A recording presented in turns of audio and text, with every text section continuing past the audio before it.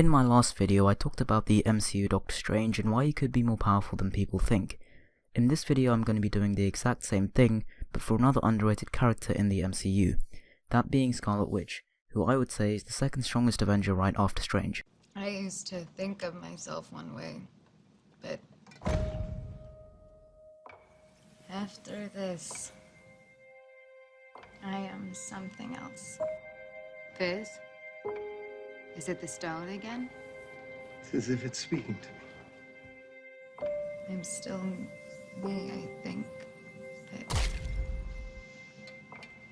that's not what everyone else sees.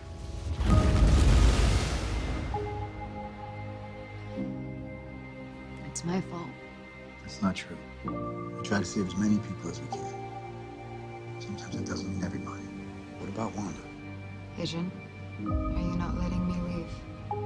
She's fine. She's confined to the compound currently. Vision's keeping her company.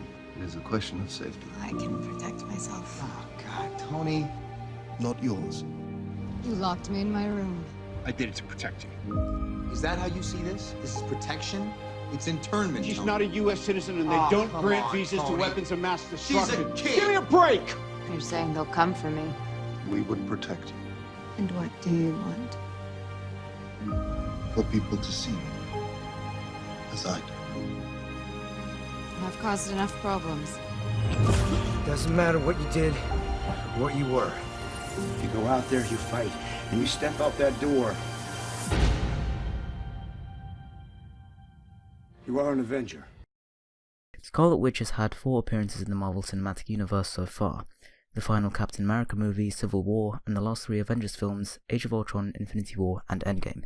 And she's even getting her own Disney Plus series. Wanda Maximoff gained her powers from the Mind Stone, which allowed her to play mind tricks on all of the Avengers, but she's more than just that. She's done some very impressive things, like taking on multiple members of the Black Order, holding back Thanos while he was in possession of 5 Infinity Stones, and even destroying the stone that gave her her powers, the Mind Stone. This is the feat that we're going to be focusing on in this video. Now you may think that there's no way to quantifiably calculate the energy required to destroy an Infinity Stone, but this quote from the Collector in the Guardians of the Galaxy says otherwise. Before creation itself, there were 6 singularities. Then the universe exploded into existence, and the remnants of these systems were forged into concentrated ingots. Infinity Stone. The Collector describes the stones as originally being singularities. A gravitational singularity is a location in space-time where the gravitational field of a celestial body is predicted to become infinite by general relativity in a way that doesn't depend on the coordinate system. Singularities are infinitely dense but have no volume, and they exist at the center of black holes. In other words, each Infinity Stone contains a microscopic black hole that's encased in this elemental crystalline material. The nature of this material is such that it sits the black hole in an anti-gravity well, so that it has no weight in a gravitational field, such as that of Earth's or Titan's, for example. All black holes decay through Hawking radiation, which I explained briefly in my last video. In a nutshell, vacuum fluctuations, the temporary changes in the amount of energy in a point in space, as explained in Heisenberg's uncertainty principle, cause particle-antiparticle pairs to appear close to the event horizon of a black hole. One of the particles of the pair falls into the black hole, while the other escapes. In order to preserve total energy, the particle that fell into the black hole must have had a negative energy with respect to an observer far away from the black hole. This causes the black hole to lose mass, and to an outside observer, it would appear that the black hole has just emitted a particle. This process of evaporation is inversely proportional to mass. The smaller the black hole, the faster the rate of decay, and since most black holes are pretty big, they would take an incredibly long time to fizzle out of existence. For example, a black hole with the mass of the Sun would take 20 unvigintillion years to evaporate, whereas the age of the universe is only 13.8 billion years, meaning it would take more than 1.5 octodecillion times the current age of the universe for that black hole to evaporate. This time is figured out by cubing the mass of the black hole, multiplying it by the square of the universal gravitational constant, multiplying that by 5120 pi, and dividing all of that by the reduced Planck constant multiplied by the speed of light to the power of 4. Once Scarlet Witch penetrates the stone, the black hole within explodes in a very short amount of time. Analysing the scene frame by frame, I was able to figure out that the explosion lasted for 1.83 seconds. If we were to multiply this value by the reduced Planck constant multiplied by the speed of light to the power of 4, and then divided all of that by 5120 pi multiplied by the universal gravitational constant squared, and then found this cube root of this value, we would arrive at the mass of the said black hole, which turns out to be 279,000 kilograms, or 307 tons. To put that into perspective, the largest animal ever, the blue whale, only weighs 180,000 kilograms, making this black hole over 1.5 times as heavy, and all of this was contained inside Vision's head. We can figure out the Schwarzschild radius of this black hole by multiplying its mass by double the gravitational constant and dividing it all by the speed of light squared. This gives us a value of 415 yoctometers. Now, quarks and leptons are the fundamental particles of reality. Quarks make up protons and neutrons, and electrons are leptons. These in turn make up atoms, which make up cells, and you get the idea. The point is that quarks are one of the smallest things that exist in our universe. There are 6 different types of quarks: up quarks, down quarks, strange quarks, top quarks, bottom quarks, and charm quarks, and their respective antiquarks, but that's not important right now. Up quarks and down quarks make up protons and neutrons. Protons are made up of 2 up quarks and a down quark, whereas neutrons are made up of 2 down quarks and 1 up quark. Up and down quarks are both about an atometer in length, or the same size as an electron. That's 1 quintillionth of a meter, or 10 times smaller than the range of the weak nuclear force. Bottom quarks are even smaller at only 30 zeptometers, double the length of a high-energy neutrino, but still not as small as our black hole.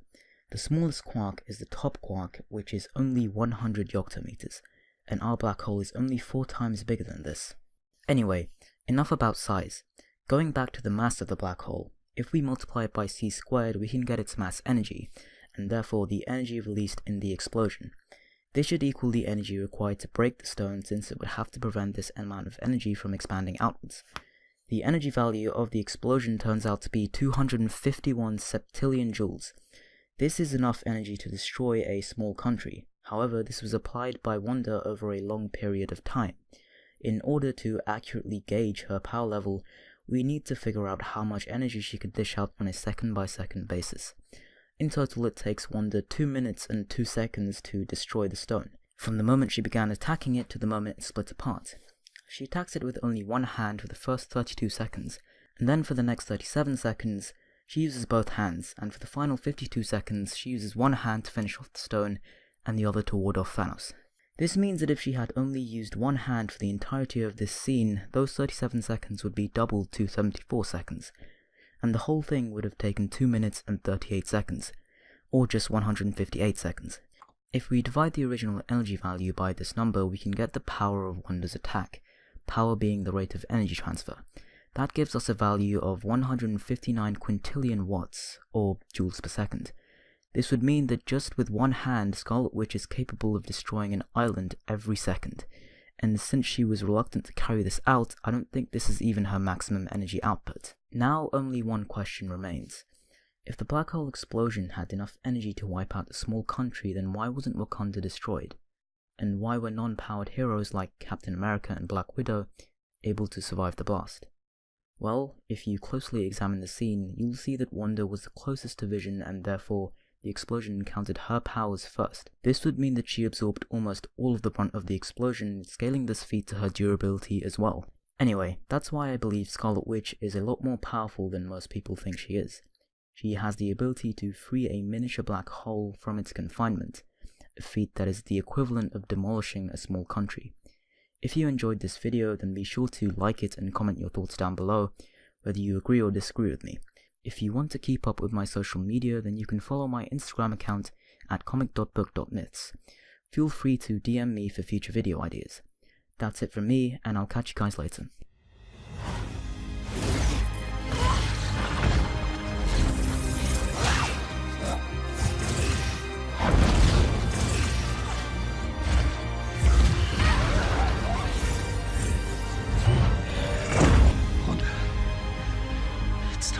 No. They can't stop him, Wanda, but we can. Look at me. I'm sorry. Me too.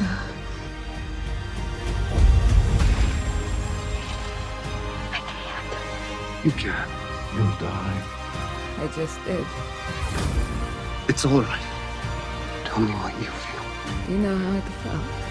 You could never hurt me. It felt like that.